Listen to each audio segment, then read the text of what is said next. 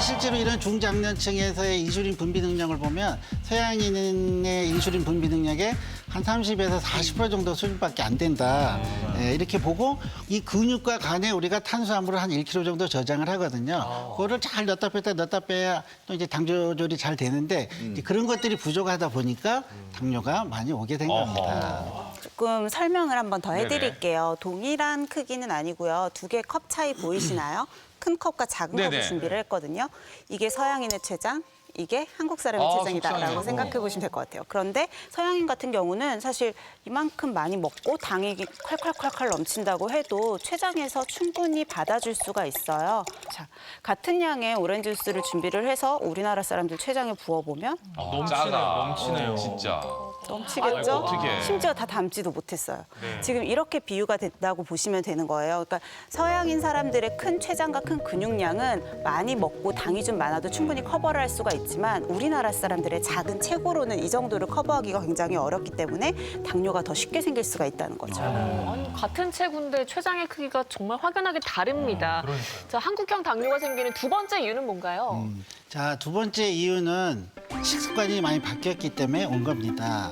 60년대, 70년대만 하더라도 그렇게 넉넉하게 먹지를 못했는데 이게 이제 80년대, 90년대 넘어오면서 사실은 먹을 게 상당히 풍부해졌고 실제로 옛날에는 떡 하나 먹기도 힘들어서 떡 있으면 웬 떡이 하고 먹었거든요.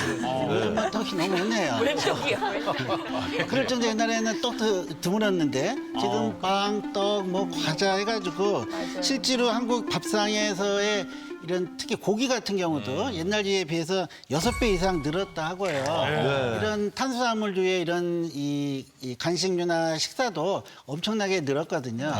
그래서 우리는 뚱뚱해지기 전에 그 부하를 못 견디고 이제 당뇨가 오게 되는데 그 주 원인은 풍부한 이제 이런 칼로리 섭취, 특히 탄수화물 이런 것들이 주 영향을 미쳤다 볼 수 있는 겁니다. 근데 당뇨가 보통 1형, 2형 있다는 얘기를 좀 들어본 적이 있어요. 구체적으로 잘 뭔진 모르겠는데 그럼 한국형 당뇨는 1형이에요, 2형이에요?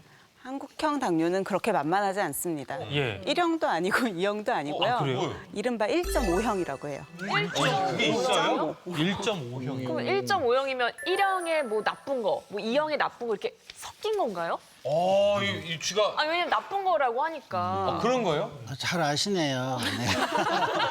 박영현 아나운서가 맞춘 거예요? 맞춘 거예요. 네. 하여튼 당뇨가 방송- 되게 편안해졌어요. 방송 많이 하셔가지고 이제 자, 인슐린 분비가 어려운 당뇨가 이제 일형 당뇨병이라 해요. 이제 일형 당뇨병이라는 거는 어떤 원인에 의해서 이제 면역학적 기전으로 우리가 보고 있는데 이런 걸로 인해서 인슐린을 분비하는 췌장 베타 세포가 많이 없어져요. 파괴가 돼서 서양의 이런 전형적인 일형 당뇨병 환자 많이 있어요. 또 한편으로는 이제 이형 당뇨라고 해서요. 인슐린 분비에는 문제가 없어요. 그리고 이제 인슐린이 작용을 제대로 잘 못하는 뭔가 여러 가지 기전 때문에 오는 인슐린 저항성이라 그래요. 그래서 요것 때문에 와요. 그래서 서양 사람들은 1형 아니면 2형이에요, 사실은. 네, 그래서 딱 구분이 되는데 한국은 아까도 얘기했지만 별로 뚱뚱하지도 않고 뭐 별로 이렇게 일형 같지도 않은데 이렇게 구분이 잘 안 돼요. 맞아요. 그래서 그걸 1.5형이라 하는데요. 그 1.5형이라고 하는 이유는 한편으로는 인슐린 분비가 떨어졌는데 그게 면역학적 기전에 의해서 완전히 파괴가 된 게 아니라 잘 못 먹어서 인슐린 분비 능력이 이제 많이 감소가 돼 있는 그래서 우리가 한국의 당뇨병의 특성을 잘 표현할 수 있다 해서 1.5형 내지는 한국형 당뇨병 이렇게 얘기를 하고 있는 겁니다.